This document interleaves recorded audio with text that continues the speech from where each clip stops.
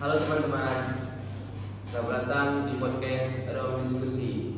Podcast ini dibuat untuk memenuhi tugas kelompok hukum etika dan media. Di episode kali ini kita bakal ngobrol bersama teman-teman saya yang di samping, yang ini Vincent dan yang ini Lia. Kita bakal ngobrol santai tapi serius soal pelanggaran etika dan pelanggaran hukum dalam aktivitas media. Topik ini sering banget kita temuin, apalagi di media online dan media sosial. Terus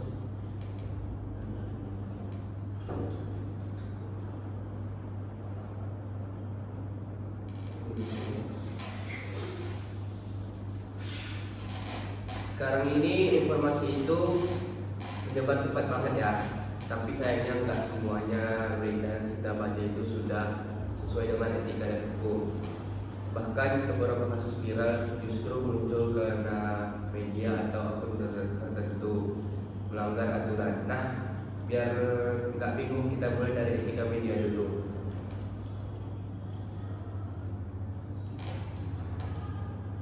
Menurut Anda, Jen, sebagai praktisi media, apa sih pelanggaran etika media itu?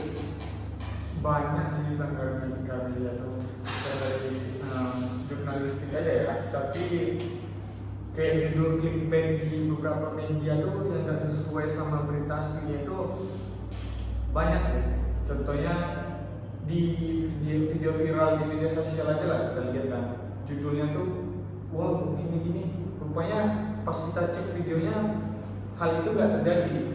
Jadi banyak unsur-unsur yang tidak sesuai dengan konteks judulnya, sehingga ini membuat pelanggaran dalam kode etik jurnalistik. Terus kalau contoh kasus viral itu apa tuh, Jen? Kasus viral ya banyak sih, kayak viral itu kan Jule. Banyak tuh Pasti. orang yang berita tentang video viral Jule. Setelah kita klik videonya, ternyata itu kan video Jule, video orang lain. Jadi banyak yang pokoknya dia ingin berita dia naik dengan judul yang tidak itu supaya beritanya viral. Berarti lumayan cukup serius juga. Cukup serius sih. Oke. Terus sekarang kita masuk ke sisi hukum. Menurut Anda, Kak Lia, apa yang termasuk pelanggaran hukum dalam aktivitas media? Menurut saya itu pelanggaran hukum dalam media itu dapat terjadi dalam contohnya itu penyebaran hoax. Nah, kayak ibaratkan yang salah satu yang bilang beli contoh viral tentang bule. Nah, ternyata bukan bule di dalam isi link itu. Video viralnya bukan Jule, tetapi Jule mungkin benar kan? Ya. Tapi kan video Tapi yang karena berita yang viral itu tidak benar.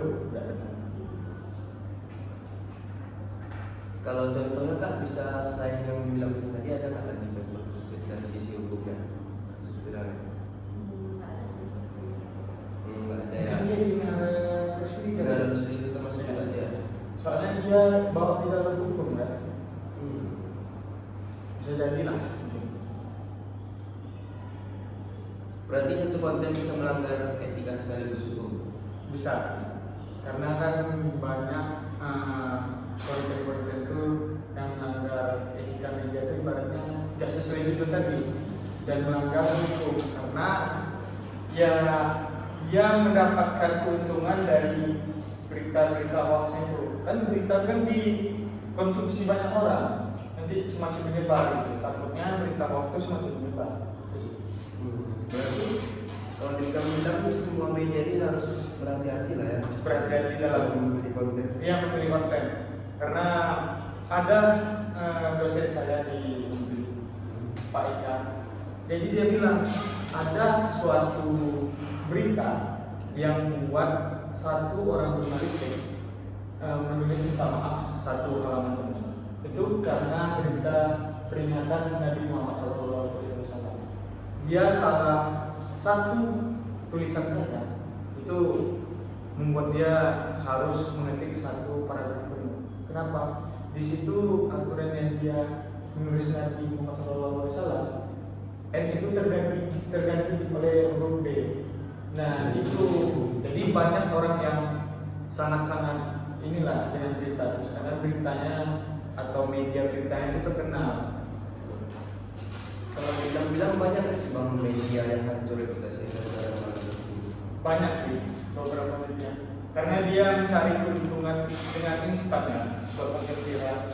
Jadi karena terbukti dia menyebarkan hoax, orang nggak percaya lagi terus sama media. Makanya medianya banyak orang nggak lihat lagi, nggak diikuti orang lagi.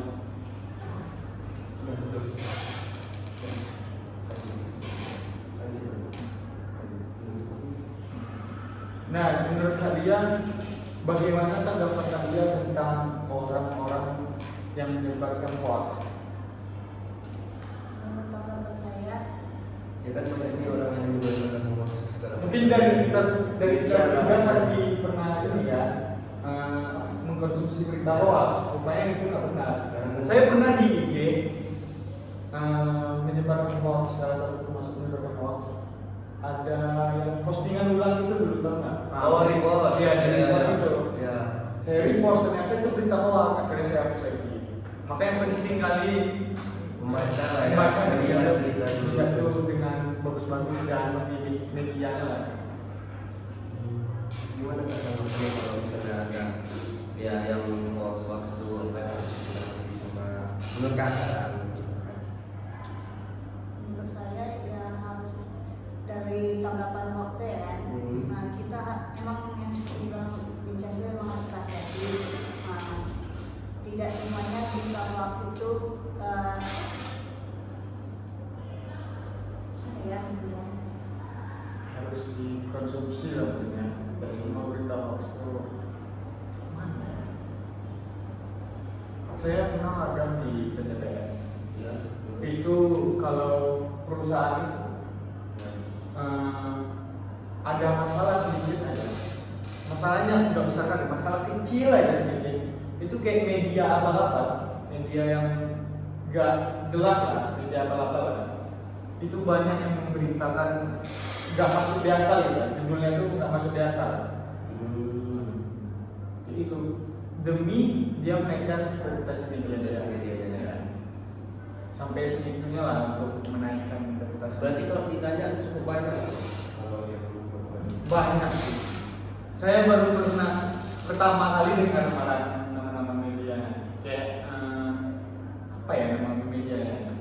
contohnya aja lagi. Contohnya kayak Karimun juga, Karimun News apa gitu. Dia menambahkan nama-nama itu kayak nama berita besar. Nah, ibaratnya kayak dibuatnya TV One oke misalnya kan, padahal itu bukan dari TV One, itu dari media apa dia. Kayak dia menambahkan nama-namanya.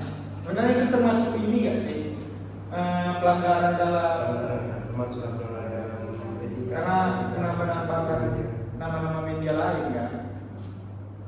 Berarti kalau dibilang followersnya itu udah banyak apa masih sedikit? Bisa dibilang. Bisa dibilang kalau orang yang nggak teliti dalam media banyak sih yang mengkonsumsi media apa itu media hoax. Rata-rata menurut saya mungkin rentang usia yang gimana ya? Yang mengkonsumsi yang muda, yang Ya. muda terkena hoax harusnya. Ya, yang mengkonsumsi media apa tuh mungkin di umur 30-an ke atas lah. Oh berarti generasi tua. Ya, generasi yang udah lumayan tua lah. Berarti bisa dibilang kalau Gen Z ini mungkin Pandai lah, bisa lah, iya. bisa lah, ya. Karena mungkin dari penggunaan media Gen Z udah lumayan bagus kan. Beda sama kayak orang tua kita. Orang tua kita kan, bahkan orang tua saya sendiri sering dong mengkonsumsi berita hoax. Saya jelaskan akhirnya. Seharusnya emang begitu kan, kalau ada berita hoax kita jelaskan kalau itu berita itu salah. Mungkin itu aja mungkin ya. Dah, Untuk bicara kita.